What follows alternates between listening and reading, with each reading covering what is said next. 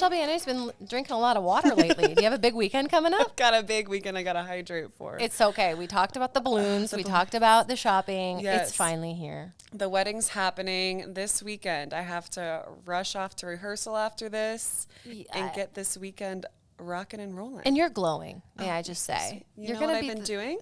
What? I'm not eating salt. Salt is the main ingredient in every food that I eat. How are you just not eating salt? I don't know. I just keep saying that because my alteration lady is like, don't eat salt. So I just keep saying it. But I'm not really like watching it. She told you not to eat I salt. had popcorn. Oh, Like cheddar popcorn. There's probably salt in cheddar popcorn. oh God, yeah. I think it is like basically one of those salt lick things they give cows. That's what popcorn is. Yeah. So Gloria told me, because I told her, I'm like, Gloria, my beer gut, like, I just need to get it under control in this stress. And she's like, don't eat salt the week of the wedding. I said, okay. All right, no salt. We'll watch our salt. No salt, no gum. You're not supposed to eat gum. Oh, that's probably for sugar. Yeah, well, bloat. Oh, bloat? Sugar-free gum is going to cause you bloat. So anyway, you heard that here first. Yeah. That's a quick way. Are you following any accounts that have been helping you? No? No. No. I just didn't drink alcohol last weekend, and I think that helped. Alcohol's a real killer. It'll add up. It adds up will. fast. It does. I drank 1 glass of wine last night. I woke up on my kid's floor. Okay, that sounds worse than it was. I was just really tired. I had the drink of wine. I was cooking dinner, put the kids to bed, laid in there, woke up at 9 o'clock. But it was one of those like hard naps that you wake up and you think it's the next day. Yeah. So I walked out and I was like, Jeff, what's going on? He wasn't home. Yeah. It was a dark. By it yourself. was confusing. On your kid's floor. Yeah. Yeah, Yes. I'm dreaming of the moment when I'm going to be at the restaurant, the rehearsal dinner with a glass of red wine. Oh my gosh. In my hand. You tried a new tasty little beverage. The wine that I bought? Those canned things where you're like, Oh my gosh. yeah. Should we even go down that path? I mean, Mom water. Yeah. You got influenced. I was completely influenced. And that's not even by, I mean, it was, I was walking in the grocery store. I walked by, I see this beautiful marketing. Oh, is that the grocery store? It was at the grocery store. Old fashioned influencing. Yeah. But I saw it. I'm like, this is beautiful. It's called Mom Water. I'm a mom. Hey, I like pretty things. I bought it. It was expensive. Oh, no. It How was many cans did you get? 8 cans. No, 6 or 8. It was like upwards of $25. And I bought it. All because of the marketing. That used to be me with High Noon, though. So, So I get that stuff home. I'm like, oh, okay, it's perfect weather. It's perfect drinking weather. You know what I mean? It's like 80s. It's like you're out of the winter blues. Oh, my gosh. The sun's shining again. Absolutely. It feels good. I do not drink on the weekdays, but I'm like, this is mom water. I have to. Cracked it open. I took a drink, and I was like, ugh. But what happened? no carbonation. It said right on the label, no carbonation. I didn't read that. You were prepared for it. It's No. like when you're going to drink like some water and it's actually Sprite. You're like, what the hell but is vice that? versa. When you're expecting Sprite and you're hit with just flat water with like a hint of acai. Yeah. So I was taken aback. I'll say that. Once I assessed the situation, I read the can, I read the description. I was like, okay, now I know what to expect. And then I put myself in the headspace. You're basically drinking vodka water. Once I got past that, it was good. But you and I talked about it. Next time, put it in a glass with a straw. Yeah, because maybe. I drink vodka water when I go out. And one time during COVID, I did buy. They made bottled vodka water essentially, and it's like weird drinking it out of a bottle. So I assume it'd be the same with the can. So we suggest pouring it into a glass, getting your little stir straw. Yeah. Mixing the baby up. Exactly. But back to influencing, I am normally influenced online. I am too. I bought, speaking of debloating, debloating pills from someone I follow online. I asked you if you did, and you said no. They're like little natural, like you're supposed to eat them if you feel bloated after you eat. I showed them to Erin, and I told her, I'm like, they're supposed to make me like depuff. And she's like, no, I don't think that's the point of them. I'm like, oh. So you also didn't read the description. You were just took. That's all right. I see bloat, and I'm like, I want to get rid of that. I want to de-bloat this. Yeah. No, I follow a couple, a lot of mom influencers. Yeah. What do mom influencers talk about? About their lives and the experience that we're all having this shared experience. But what I love about the mom influencers is finally moms are coming out and we're saying collectively, this is hard. Yeah. This kind of sucks sometimes. Yeah, exactly. You know? And before, it's just hush hush, and that's with everything. It's just, you did it. You signed up for this. You shut your mouth. You do your job, and you act like it is fine. And so now finally people are out like, this is hard. My house is a mess. It's hard to get my kids to school on time. My mental health is failing. I have this job. I have it, and it's great. It's not great. That sucks. But it's good to have a community of people that feel the same way. Yeah, it just builds that trust and that relatability between others. Definitely. I was sharing this with you a couple days ago, but he's not an influencer. I mean, I guess he is. Yeah. Because he has a status and a following. Yeah. So without signing up to be, he is. Yeah. So Luke Combs, I follow him, and I've been noticing how he's been posting. Taylor Swift did this too, I guess, with her album of Midnights, I think. I'm not a big Swiftie, but I do remember hearing that. But he's been sharing the story behind his songs and the songs that he wrote, and the songs that he released in his latest album. Like, my marketer brain was like, so smart. That's what we talk about on here all the time. Share your story and why you're doing what you're doing to build that trust and community. And it just makes people, now I'm more invested in 4-Leaf Clover when it's like, absolutely. Would I normally listen to that song? No, but I'm like, oh, his dad or grandpa always had a 5-Leaf Clover or something. Yeah. And you can share it. It's like, you can share that out somewhere too, and just you feel more connected. Yeah, 100%. And you're building that loyalty. I know one other one, and then I'll shut up. Amanda Hirsch, Not Skinny But Not Fat podcast. Okay. I talk to you about her all the time. Yeah, and she's pop culture. But what's cool about her is she started with this very small following. She was just basically something would happen in pop culture, and she would comment on it. She would react to it, and somehow she's built this following. She has built this huge following, this brand of herself. I mean, she's huge out there. She's out there interviewing the Kardashians. Yeah. She has her own show on E! That recaps the Kardashians. And so it's cool from a business side, from a marketing side, how people are able to do that.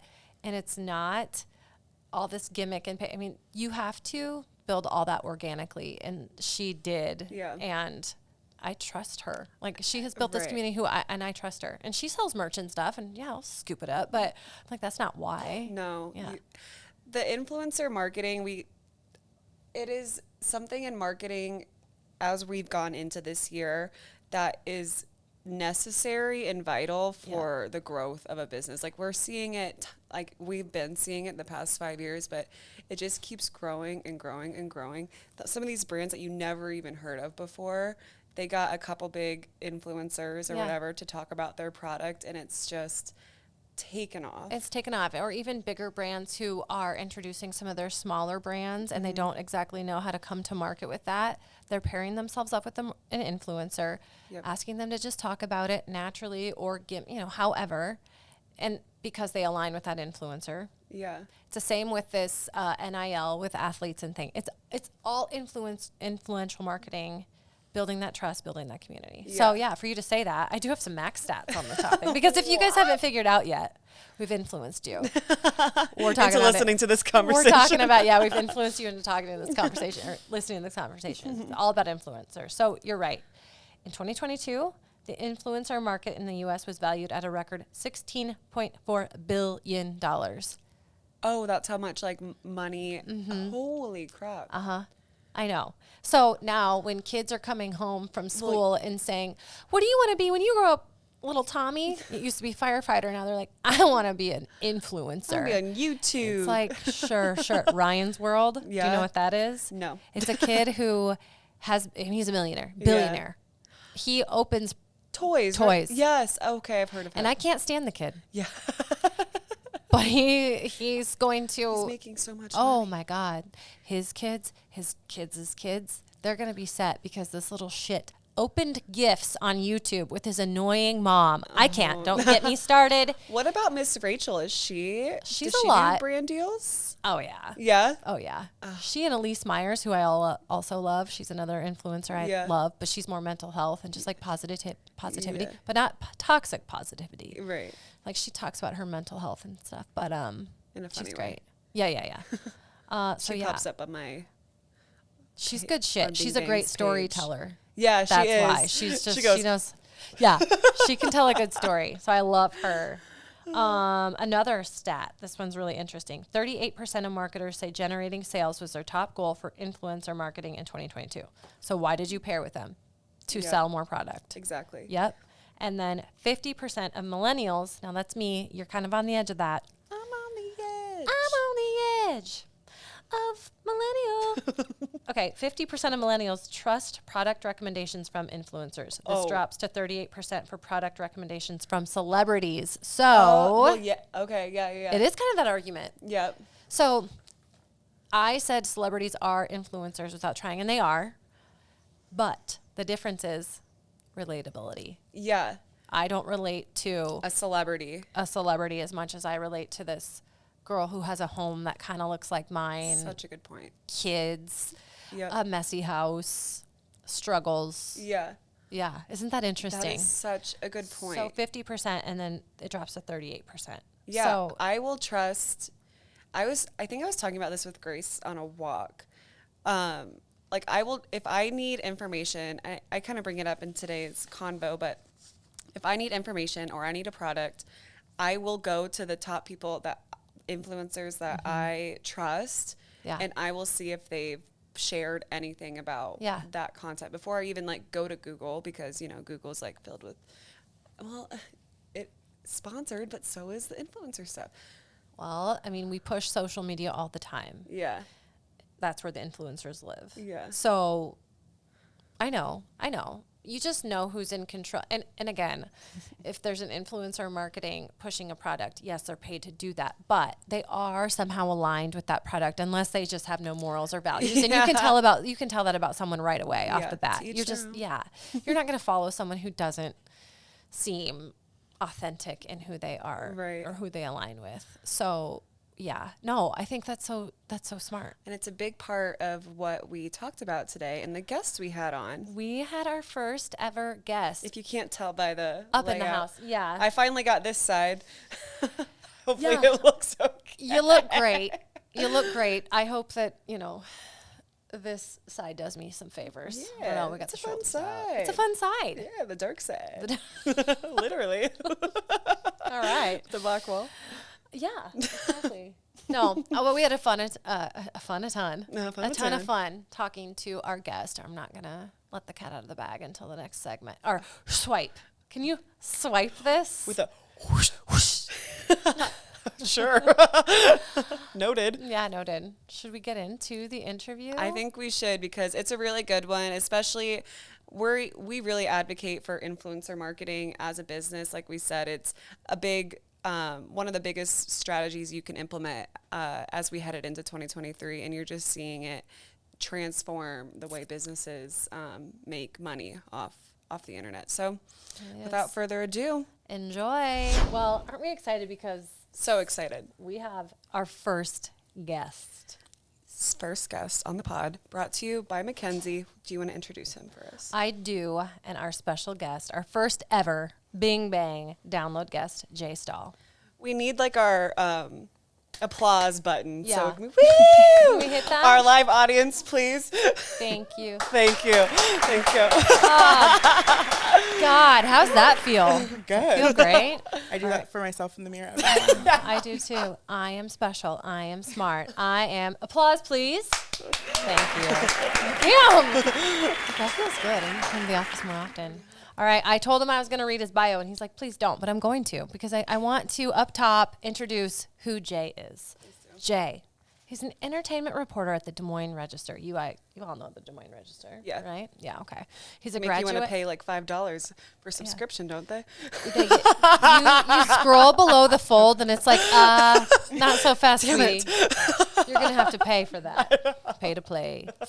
He's a graduate from the University of Wisconsin-Milwaukee and alum of the Wausau Daily Herald. He's a 2019 People of the Year honoree from the USA Today Network, Wisconsin. Jay, welcome to the Bing Bang Download. Thank you. I'm happy to be here. Excited for you to be here. Man, you started your campaign. I'm just kidding. You were going to be on the Jealous podcast. Yes. And what happened? Weather?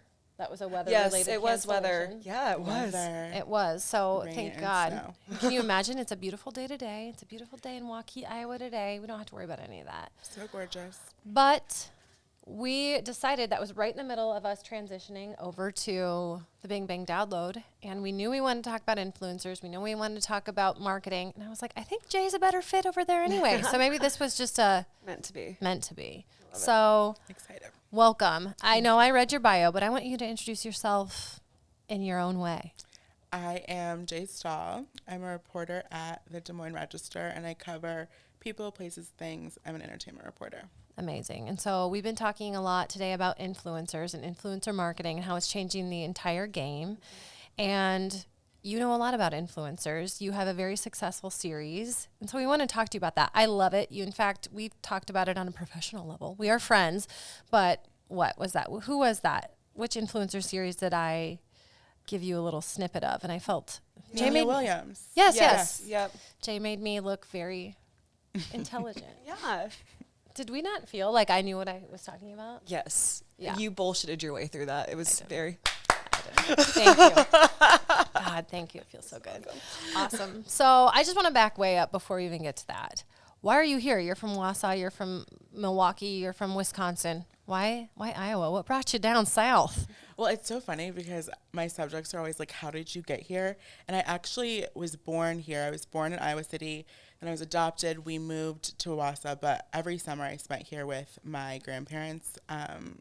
Like my dad's parents live in Cedar Rapids, and then my mom's parents live in Ankeny and then in Okoboji. So I spent a lot of time in Iowa, and I was in TV for a while and then decided to leave for a while, like 6 months, and then decided to leave and come back to Iowa. So you were in TV up in Wisconsin. Yeah. And then? It's like a confusing timeline because I was on TV before I graduated from UWM in Milwaukee, and then I had moved to Eau Claire and done classes virtually, and then I was off air for 3 months, on air for 3 months after graduation, and then I moved here last Easter. Nice. So you moved here for the job at the Des Moines Register? I moved here to sit around for 3 months and then get my job at the Des Moines Nice. Register. That's the dream. I had no plan. I talk about that a lot. I'm like, I could just use like a little sit around time to prioritize. So amazing. So then you got the job at the Des Moines Register. Yes, in August. And you're very, I'm just going to say it, young. Very young. 23. 23. That 2 is weeks. so crazy. I- 2 weeks? 2 weeks. Woo! I know. Well, when this comes out, I'll be 24. We are going to be fresh, listener, off of Jay's birthday rager. In fact, we're going to be hungover when this comes out. I'm hungover right now. Just think about it. Might not even be from alcohol, just from like the pure energy that we're just putting out there. 24 years old. I'm excited. 24 years. What are your birthday plans? What are my birthday plans? Sitting, probably. No, I don't know. I think my love to friends are sit. going out in the East Village. Some of them are influencers. So, yeah. Nice. Ellie Influencers. Jennings, who's Nice. a part of the series. Absolutely. Some of my best friends. So we're going out. Absolutely. Very, very cool. 24 was my favorite age so far. Really? I mean, I'm only 27, but 24 was my favorite. Interesting. I would only know. I have no idea what happened during year 24. I should have taken a diary or a journal because I have no recollection. I'm sure it wasn't that great. Still hungover from it? Yeah. Yeah. I could that never would be go me. back. This body? No shoulders? These shoulders? Yeah. So when you got hired at the Des Moines Register, did you know you wanted to do this influencer series? Like, was that in your mind, or is that how you kind of pitched to them? Like, I want to bring this into entertainment? Yeah. Okay. So what happened was when I got there, I was like, I kind of want to do something that's more for my generation because I feel like people who are like my parents' age, which they're kind of actually young, they're in like their 40s and 50s. And then my grandparents don't know a lot about that world. Like we talk about it, but they don't know about it in depth. And then I wanted to do something that could also appeal. So that's our subscribers to the page. And then also do something that would appeal to a younger audience that maybe isn't regularly reading the Des Moines Register, but will still go to us and see that we're doing and creating content that like is interesting to us, that would be interesting to me. And so that's kind of how it was born. But it really was born from Cecilia Moyer and Nina Williams. They were friends growing up with my cousin. And so I didn't know them personally, but I knew of them. And I just thought it was interesting because I started realizing there was like this large group of internet tastemakers from Iowa that were creating content and that were extremely popular. I think we have in total like 30 people in our series. Wow. So yeah, it's crazy. Does it come out? Sorry. Does it come out? How often does it come out? Like usually every week, Shelby. Okay. Hey, we get that. How effective is Jay going to be when he gets up on Monday? It's dependent on that. So it kind of depends. But. Can you describe? Sorry, I have one more. I can hear her go, fuck off. Can you describe what you talk about in these pieces in the series? Like when you sit down with your subjects, as you call them, what do you want to get out of them? Well, I think it's so interesting because people who are sharing their lives on the internet are typically actually extremely private, which kind of is how I am. I have a public job, but I really prefer privacy. And you know that if you follow me on social media or know me personally. And so it's been interesting to like go in depth with these people who typically are sharing what they want you to see. It's extremely curated content. And people certainly do feel like they know you when you have a public life and you're putting yourself out there. And so what I want to know is like what is beneath all of that. So with Nina Williams, she has this beautiful opulent home, but she also has a really inspiring personal story. She immigrated from the Philippines. She grew up in a trailer. Like I think that's stuff that when we're judging people on social media, we don't always see and know. And so stories like that is kind of what I'm trying to dig for when I'm talking. And then what is your goal as an influencer? Because many of these people are using their personalities to make money. Right. And so I want to know why. Yeah, exactly. I love How it. can I do that too? No, I'm kidding. Yeah, Yeah, that kind of is one. Like, second job. There you go. But what a struggle to having to keep it on all the time. I think that would be a huge thing. Are you running into that a lot? And is that a kind of what you're digging into, having to be on all the time? Yeah, I think it's like for specifically people who are, because there's differences like Nina and Cecilia and there's a few others who are more like they're based on their personalities and that's their full-time job. And then there's people like Ellie Jennings and Drew Dow, who's an aerial photographer who we've featured. And he's more of like, these are people who are using their jobs to make money from what they're already have established or is existing. So I think it's interesting to see that difference because people that are like presenting a certain type of whatever they want to the world are already having to every single day wake up and either pretend to be or they are somebody else. And I think it becomes a little bit exhausting. And so, we are looking at that. It is. We talk about boundaries a lot on this podcast and just at work in general. So that's something that you'd have to keep in mind. Okay, so we're going to come back. So you thought of this idea. You thought about this influencer series to pitch it to the Des Moines Register, which is, it's a pretty traditional publication. How did that all go over? And was it a fight? Did you have to scrap your way to get that going? Or did they just say, Jay, God dang. You're right. Can't say no to that face. Cannot say no to that face. It actually was a lot. I feel like with that, I feel like they're brag. I feel like they're very accepting and open to my ideas, which I have many. And so I feel like with that one specifically, I think they're always open to how can we reach younger audiences. And so they really have been open to kind of letting me do whatever I want to do during my time there, which I've appreciated.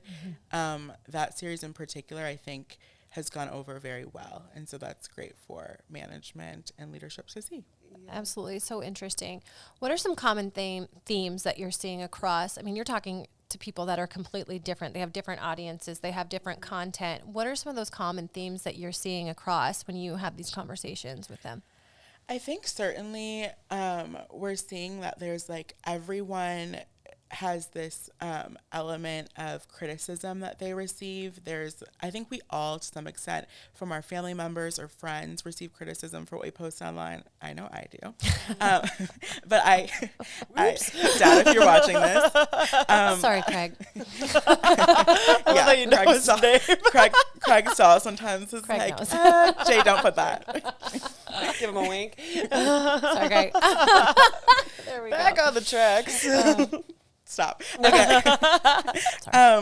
No, but I think typically people are experiencing criticism at higher levels than like the average person would. Yeah. So certainly there's that. And then they're also all obviously profiting off of what they're posting, which isn't like, for me, I am making no money. I wish I was from what I posted, but they're certainly making anywhere from like a couple $1,000s to six figures based off of what they're producing on the internet. Right. And what a double-edged sword. Okay, so say a brand picks this influencer to represent their company or, you know, their brand.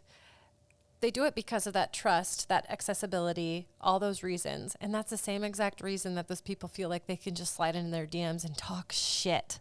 So it is definitely a double-edged sword. You'd have to have a thick skin to do it. And you don't think about that kind of business end. No, not at all. I think like just with greater conversations around mental health and public shaming and how we address others, like one-on-one that we know, I think people do forget that these people are people who are producing stuff, but at the end of the day, they're people. Right. Why do you think, just down to it, why do you think influencer marketing works? Why do you think that this works? I think it works so well because it's like growing up, commercials worked for me and it was very convincing for me, but now things are so accessible to us. So when you have people that you can go to and look for and you feel like you know them, it creates this barrier of trust. I mean, specifically with like Cecilia Moyer, who we just did a story on, she's twins with Nina. I think her whole thing is like being very real, and she really is that person in real life too. But I think like, of course, brands are going to want to work with her because she really is producing content that is like what she's going through. So she talks about Scandival, which from Vanderpump Rules, and she's talking about things that it feels like you're talking to a friend when you're watching her stories. And so of course people who are sitting at home are going to buy into that and buy into whatever else she's selling them. Right. What kind of, I'm thinking about this from like a business perspective. So like, let's say I'm a business, and as marketers, we know that if you want to be in the game, you got to start getting into influencer marketing. So as a business, let's say I'm looking for an influencer in the area, like what do you recommend or suggest for businesses? Like, here's what types of people you should look for. Even like to know that there are influencers here. Like you said, there's 30, and like I didn't even know that. So what do you recommend for businesses who are wanting to work with influencers? I mean, I would say always look for people who are genuine and authentic. I think that's like what we would do when we're looking for friends in real life. Right. And I think influencers certainly are like friends to their followers. I mean, I know I certainly have people that I like look at every day, and I'm interested in what they're posting and what they're saying and what I'm seeing from them. And I think that's what I would tell any business is it's the similar relationship. Like businesses like Target and Walmart go to influencers because they know it's faster than putting up a TV ad that costs millions of dollars. You pay like these influencers a couple $1,000 and it really has the same results because there are people who literally buy anything these people sell, just like what we see on TV. Absolutely. And then what do those deals look like from what you've gathered and learned? Like if I'm a business and I'm like, okay, is it more successful for me to do like a one-off project? Like I get these many posts, or how does a deal with an influencer look? I think it's dependent on the person. Like I think there's certain influencers who do like one, like I know Ellie Jennings, who's a realtor in the area. She's done like one or two different campaigns depending on who the brand is, and she partners with them, and then it's just kind of like a done deal. But there are people who have like, I mean, it's kind of like how Caitlin Clark has a deal with Hy-Vee. Right. It can be like that, where I know like Nina has deals with like different appliance companies and stuff like that. I think it just depends on the type of influencer we're talking about. Yeah, totally. Yeah, and that they have the ability to agree or disagree and kind of figure out the contract that they want to make, which is good. It gives them the freedom. They're never signing up for something that they maybe don't believe in, or you know. And back to the original question, right, like align yourself with their core values, or align your business with a influencer that you feel kind of checks all those boxes. Would be responsible and not a liability. So not Jay Stahl. Not myself. Kind of a loose cannon. Not with these shoulders.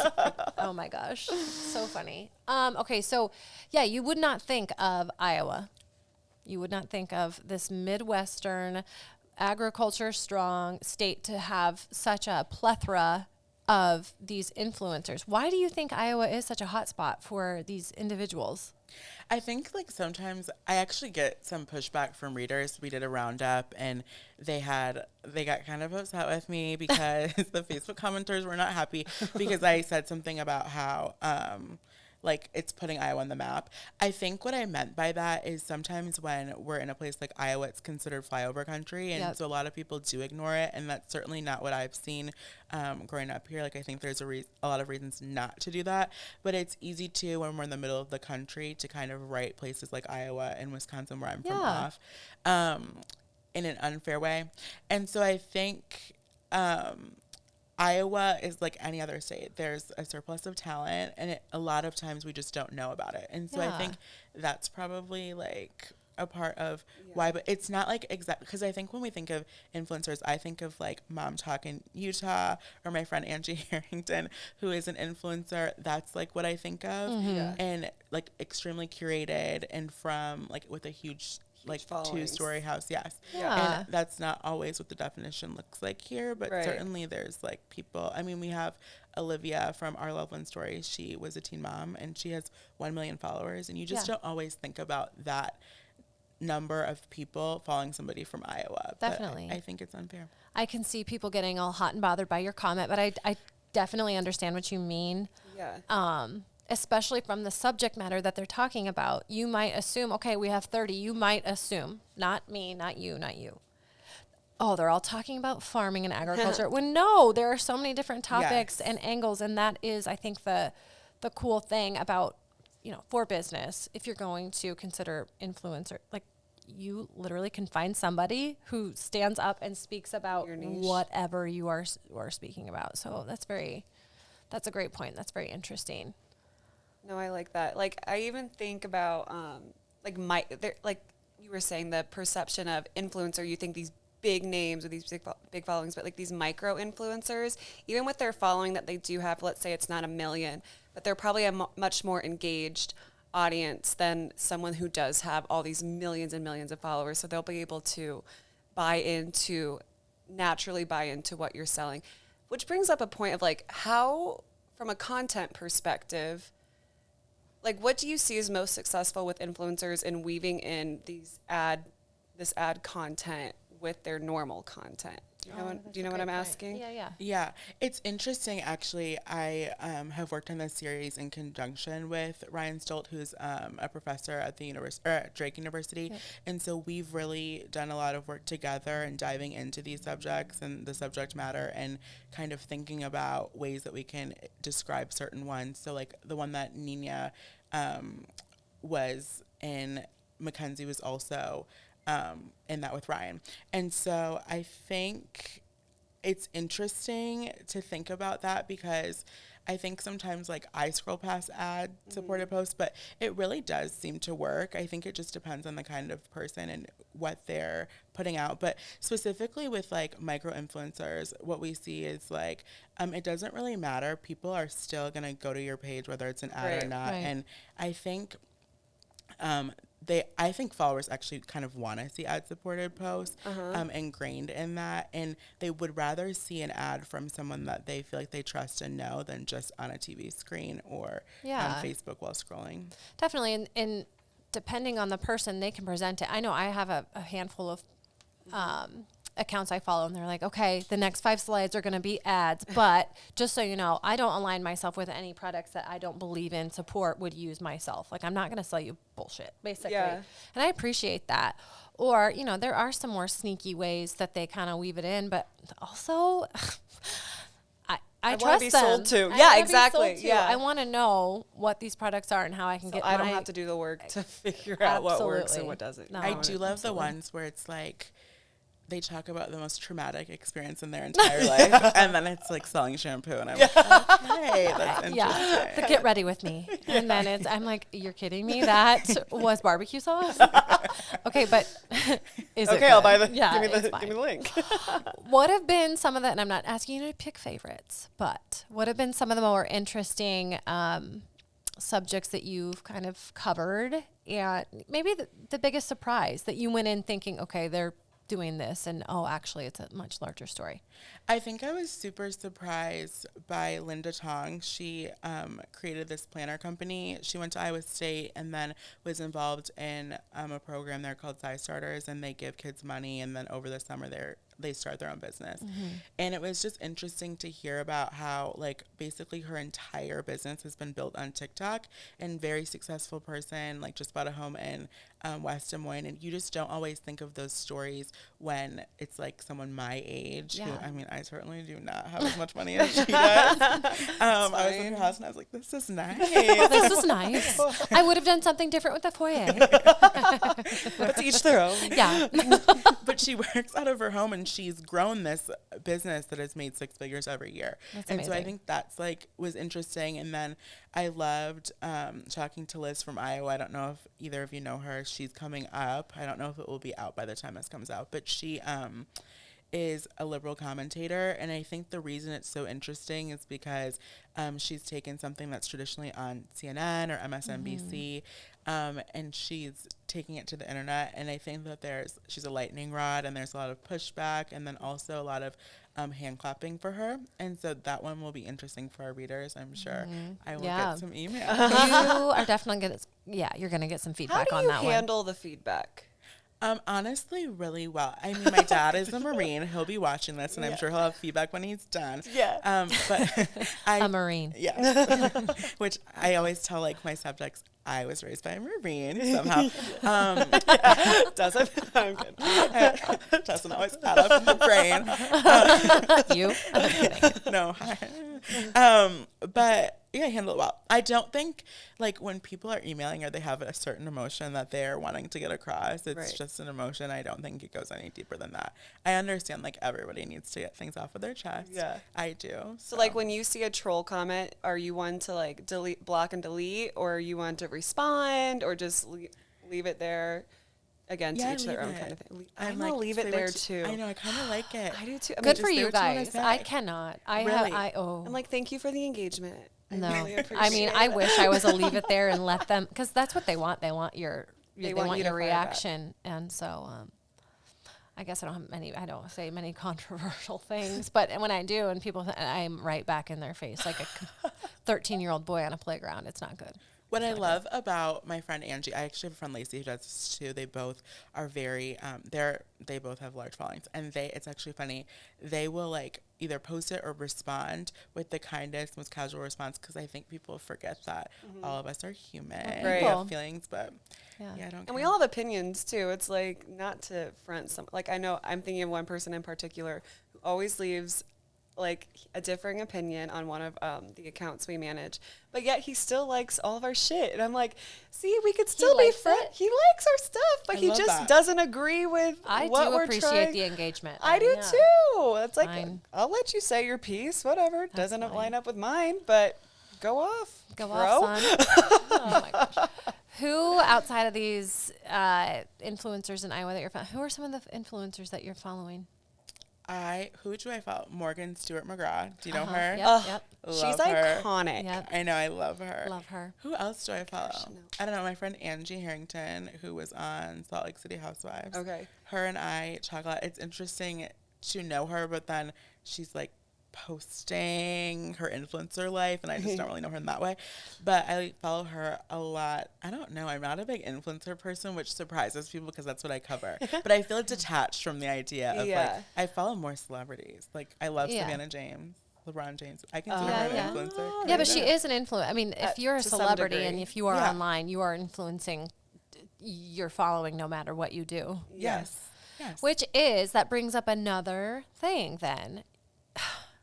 Because we're also online, and if you're a celebrity, and even if you don't consider yourself an influencer, you still are influencing so many people. And that's difficult. But I guess I wouldn't call it their responsibility. It's just kind of what it is. Yeah. Well, how it's always been. Yeah. I think it's interesting, like, moving forward, so many of us are influencers to a certain extent because we're all influencing the people that we're around. And I think, like, Emily Steele from Hummingbirds in Des Moines, I think that is an interesting concept because she's taking people who don't have 1 million followers, but they really still are influencing small groups of people. Yeah. Yep. And that's honestly just as effective because sometimes it has the same reach. So. Definitely. Yeah. There is that movement to move more toward, I mean, especially in a community like Des Moines, tapping into that micro-influencer. I think that Hummingbirds concept is brilliant. I know. I'm like, I wish I came up with I know, Emily. Are there any influencers that you're like, who's on the top of your list that like you want to get a hold of in this series?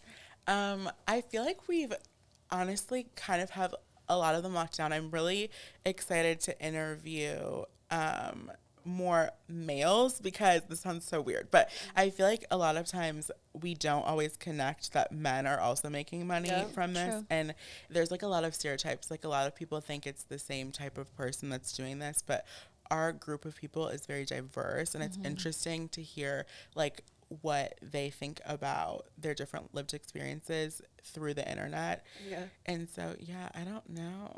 That is true. I do not think of men when I think of influencers. I know, neither do I. Because my brothers and my dad are like, grr. And then I'm like, and I'm clearly not. Like, bitch. Yeah, I'm like, they're kind of like intense. And I'm like also intense, but not that kind of intense. Yeah. You know what I'm saying? And so I never think I would agree. I'm sorry. Grr. Well, I just never think, I don't know. Okay, grr. I never think of like that, like men being included, which I probably shouldn't be sharing in a public forum, but I don't care. But but then it's interesting because there are so many men. Like we've done Cole Burke, who was a teen dad, and we've done Drew Dow, who's an aerial photographer, and we have more coming. So I think that's something I'm excited to talk about, because I think we don't always think about even that. More from the gender point of view. Like even like when I think influencer, I think like lifestyle. Like that's all there is. But like you were saying earlier, there's like so many different niches of influencer out there outside of like, here's what you need to have in your home, and this is what skincare you need to wear, and foods you should eat. So like I follow so many mom influencers. You do. I guess I don't even know what I'm getting from that other than shared relatable experiences. Yeah. Which it's the same thing. You can replicate that across whatever it is you're selling. So they're not even really selling anything. I mean, they obviously partner, but they're just like, I just look at them. I'm like, all right, good. Her life's a shit show too. It makes me feel better. If anything, it's validation. Do you ever like reach out to any where you're like, hey, I really need advice or recommendations like on a product? I did, and I haven't heard back. It's not a mom. It is Caleb Wise from Washington. Is he going to be on yours?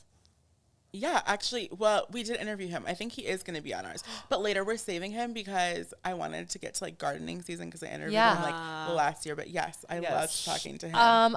He's amazing. We're going to make a cut down, and I'm going to call him out for not replying to my, so all I said was, because he's from the Washington area. Yeah. Near where I'm from. And I'm like, you are amazing. I follow you.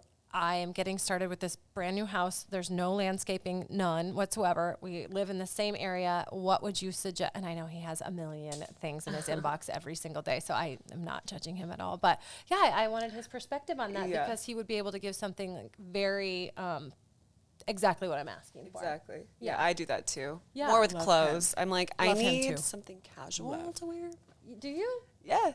That's cool. I don't get a lot of responses. There's one girl, her name's Taylor Wolf, and she's from Nebraska. Oh, I know who that is. I love her too. And she will chat back sometimes, because I'm just like, well, Nebraska, Iowa, same thing. Yeah. We're the same person.